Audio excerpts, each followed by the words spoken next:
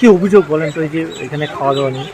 ও খাওয়া দাওয়া নেই, খাওয়া দাওয়া নেই, খাওয়া দাওয়া নিয়ে তো যে আমাদের চলছে। প্রথম তো 3 দিন বলেছিল কালী পূজা নিরামিষ, এই 3 দিন এখনও শেষ হয় নাই, এখনও শেষ হয় নাই। আজকেও ওই সোয়াবিনের ডাল, সয়াবিনের ডাল কী করো সরকারি খাওয়া, তো কি যাই যে তাই খাই যাবে। এখন আমরা বলছি বলছি না, আমাদের মাছ খাওয়া মাংস খাওয়া করতে পারতেছি না আমরা, অন্যদের বলেছি সরকারি খাওয়া যা খাওয়া তাই খাতে হবে আমাদের।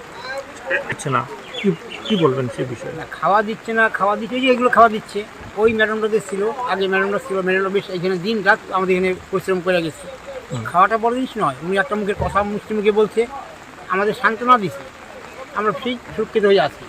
আজকে 1 মাস এগুলো বাদটা ভাঙলো, বাদের কাজে কোনো খবরই নেই, বাড়ি ঘরে কোনো খবরই নেই, পরিষ্কার করে একটা রিসিভও পাঠাচ্ছে না। এখন ওই যে ম্যাডাম তাড়াতাড়ি করার পরে এখন ওই ম্যাডামকে চেঞ্জ করে নতুন ম্যাডাম পাঠাইছে। আবার রাতভর বৃষ্টি, রাতভর বৃষ্টি পড়তেছে, কালকে সারা রাত্রি বৃষ্টি, এখনও বৃষ্টি চলতেই আছে। এখন যারা ক্যাম্পে ছিল তারা এখন কিভাবে আছে, কেমন করে? এই তো কাপড় চোপড় ভিজে গেছে, এই আসি পুলিশ আসি, যারা আসি আমরা এখন কি কাপড় চোপড় ভিজে আমাদের। বাড়ির যারা মহিলা বা বাচ্চারা আছেন তারা কোথায় এখন? এখন ওই ভয়াবহ দেখে ওই মহিলাদের কী করলাম, আমরা আত্মীয় বাড়ি আছে ওখানে পাঠিয়ে দিলাম। আমরা পুরুষগুলো গরু বাছুর আছে ওইগুলো আমরা এখানে আসছি। এখন প্রশাসনরা বলছে তারা সুরক্ষিত জায়গায় যাওয়ার জন্য, আপনারা সেখানে দিবে যে আমি যাবো, আমার গরু বাছুরগুলো কে নিয়ে যাবে? পড়াশোনা নিবে, আমার গরু বাছুর দায়িত্ব নিবে, ঘাস খাওয়াবো না নিয়ে।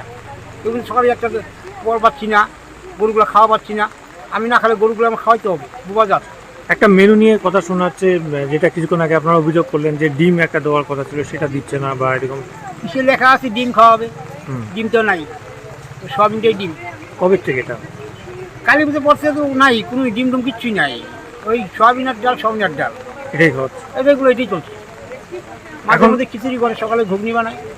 এখন কতটা আতঙ্কিত আপনারা? এই যে একটা আতঙ্ক তো ভয়াবহ, সেই আতঙ্ক এখন তো দিন যাচ্ছে আর শুলে আমাদের কাছে হচ্ছে। এখন আগে যে শক্তি ছিল তাই সেই শক্তিও নাই এখন আমাদের, কী করবো এখন? এটা কোন এলাকা?